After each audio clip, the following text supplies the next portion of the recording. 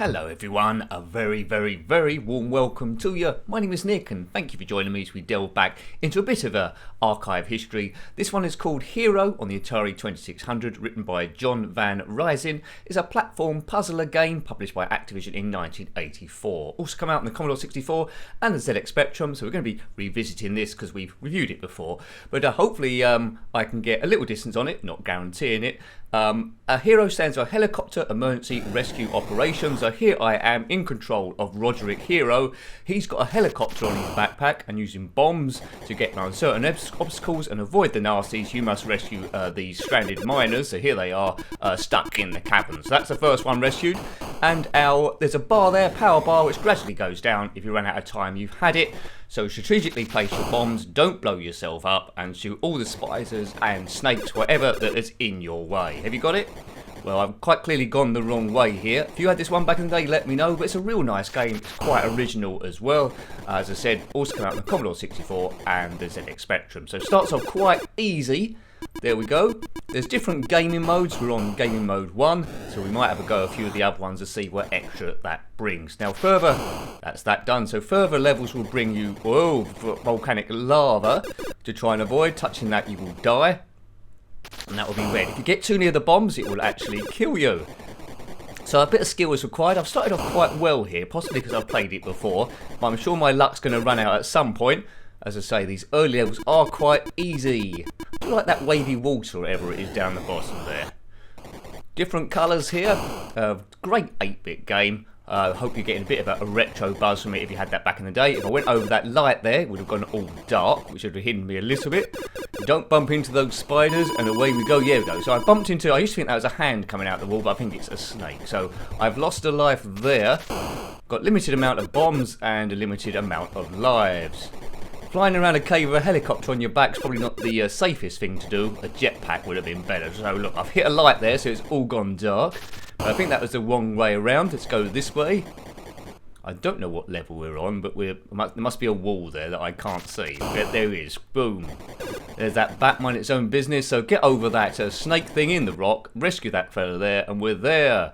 I don't know how all these guys have got stuck, but they have, and it's up to Roderick to rescue them. So Activision 1984. A real nice game, this one, and worth revisiting.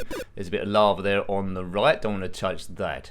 So we will be going through every Sunday, time permitting, whoops, I've died, the Atari 2600 games, ones we've already done, and then we'll do some new ones. Hooray! Good stuff, right.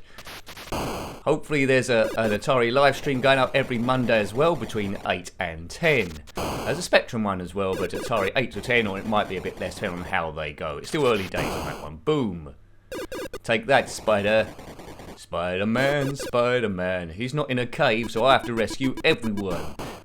If you have played this on any other version, let me know. I'm not quite sure how many levels this one has got, but it is quite addictive because you want to get as far as you possibly can. Right, when is it all going to start going wrong for me? I've already got a lot further than I thought I was going to get by my own low standards. Oh, this is a bit tight. Yep, through there.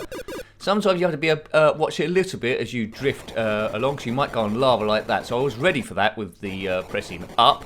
That looks quite safe. Can we go down here or just come back up? Oh, look, the light's gone out. That's not good. So I think we have to maybe drop a bomb. Yeah, see, I should have gone down below to get a bit of cover there. But anyway, we lost life, which we didn't need to do. Any touches with the bats will be instant death. But this might be my last life. Okay, right. And that's not a very good way to do it. I did down instead, so 1 life left. I got an extra one. Get up. Oh, and I've fallen on a spider. So that was 2 cheap lives at the end. Got to level 6. That's not bad. How far have you got? Could be about 1 million levels on this. I'm not quite sure. So yeah, we'll have another go on level 1, and then I'll try out some of the other levels. I think that might just skip you a little bit further in the game, but got a real nice feel to this one. I think maybe a lot of people's top 10s on the Atari 2600. If you've got any thoughts about this, then let me know. If you hate it, let me know as well, and let me know why. Don't think it had a sequel as far as I'm aware. but I'm still just gaining knowledge on the Atari 2600. My first computer was a ZX Spectrum 48K, the rubber keyboard. The Atari 2600 was a little bit late for me, but not by a great deal, maybe about a year or so. But I did have a friend that had it, and it was a great machine. Well, it was in wood. That's the thing that mainly excited me back in the day. It looked absolutely super cool. Kaboom! 8-bit wonder. Right, okay, so level 4. I think I'm all right to a certain point, aren't I, really? But as a kid, in a lot of these games, you would have darted through the first few levels, how far you got, and there often would have been a certain one you would have got stuck on. No passwords, of course, back in this day, where you can carry on where you left off. You had to go right from the beginning again. So in that regard, it was quite addictive. I'd imagine kids in the playground might have boasted how far they got on the thing. But real nice, as I say, real nice feel to it. I do love the Atari 2600 sounds immensely. Spectrum couldn't quite do stuff as earthly as this, so it's wonderful. I do like computers that stand out from the crowd. Now if you see a screenshot, you might be a bit tough to see if it's a PlayStation, an Xbox or a PC, unless you had them right next to each other and you was an expert. Now you can definitely tell what's what, most of the time anyway, what's Commodore 64, what's Amstrad CPC, Atari 2600 and Spectrum, because of the colour palette and the design sort of like of the graphics. So these were great times. A lot of rivalry or two between the systems, what was best. I never really got into that because I just liked the games, and I appreciated certain games on different systems, although I'll always shout the praise of the ZX Spectrum because, of course, that was the one I owned, and that's what you'd expect, isn't it? Kaboom! Right, that's him rescued again. So the channel is nice and easy going. We do it to mainly relieve stress, have a bit of fun with it, see how the game plays, and also as well, if you've been bought it as a kid, would you have gone back to it, or would you have been disappointed and tried to take it back to the shops? And if I had this one, I would have loved it. I would have played it for ages. 1984, bear in mind, so the 80s gameplay, and for an 80s game, it ticks quite a lot of boxes. Whoops, he's turned the light out again like a nincompoop. Oh, actually, that's what I didn't do last time, is it? I got out the way of that bomb, so that was quite clever. So I'm maintaining my lives, but let's not get too cocky, because when that happens, of course, everything goes super duper and utterly wrong. Right, fly over this thing. Its web's hanging from nothing. Oh, how did I run over there? That was quite lucky. It's obviously with a bit of speed. See you later, baddie. Down the cavern. Oh, that was close as well. Don't touch the lava. Good, so you do get gradually better. If you spent an afternoon on this or a number of days, you will be getting quite far into the game until you make a couple of silly mistakes, and you know not to make those ever again. But the guy moves quite quick, doesn't it? There's no blurring at all. It's quite smooth animation. And you sort of like remember this game. Hero, so helicopter emergency rescue operation. And what an operation it is. I don't think you can kill this snake thing. Just have to time that. Oh man. Right, okay, so that hasn't regenerated. I don't think I can fit through there, can I? Oh, this is a timing thing again. That was a bit more luck than judgment. Right, so this must be the way. The more difficult way forward is generally the way to go. Timing. Oh, lava. Ah, so that is particularly dangerous then. It's tough to hover. So we need to hover below that. Yeah, see, that's particularly difficult, that. Maybe we should... No, you can't go round the other way. I think that would have been a sticking point for me. So let's try a different mode. There's mode 2. You can see down the bottom there I've put it on.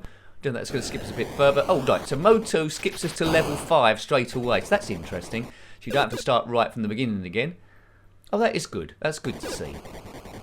Is it the same as before? Maybe slightly different, actually. Or is it the same? Nicky, your brain is going. You need to do more brain games like Twins on the ZX Spectrum to try and get the grey matter working. But yeah, as soon as you start seeing the red flashing bits, you know you're getting far into the game because that is lava. So spiders, bats, lava, and you know, snakes that come out the side, and that's pretty much it really, and lights that go on and off. So it's quite the basic idea, but very addictive too. And aren't they always the recipes for the best games, really? You know pretty much what to do. The controls are quite easy to get control of and understand straight away. So as a kid, I would have loved it. Yeah, you're straight into the action, basically. A marvellous game. Right. Is he going to complete it? Well, we know he isn't. This is I had a bit of a sticking problem with the first go I did. Over we go. Don't land on that spider. Shoot the bat, which is probably an evil vampire, before the RSPCA get involved. Well, that was a bit close, that bomb. I was lucky to get away with that. Right, I've rescued you again, sir. Hero, Roderick Hero, sometimes called just our Hero sometimes. I don't know by who, that's what I read online. And online is always correct, isn't it? No. Fake news. Whoa. Kaboom. This is the way to rescue people that are stuck in an underground cavern. And obviously don't put a bomb underneath your bottom, because then you would die quite quickly. That's a little survival tip. Oh no, and I smashed into lava too. Right. There must be a hole here, I would have thought. That's it. Yeah. See, I think it's just about where I got to last time, where it all started going a bit wrong, isn't it? Yeah, see, it's that other side there, and the level downwards, where we're going to have problems. If you know how to do that, let me know. There might be a strategy to getting past that bit. Yeah, see. You need to be expert hoverer. Ooh, oh man, I had it done then. And I've run out of liars. Right, let's do a different mode. Let's crank it right up to maximum. I think 5's as far as it can go. So level 5. So presumably this is as tricky as the thing gets. We're already starting with a bit of lava each side. Right, I think the levels are roughly the same, but it's giving me extra jeopardy. Yes, it has. Boom. Oh man, it's like the telephone's going off. Yeah, this level's far too difficult for me straight away. Yeah. Have I lost all my lives yet? Almost. Oh, that looks quite easy level. Let's dart down here.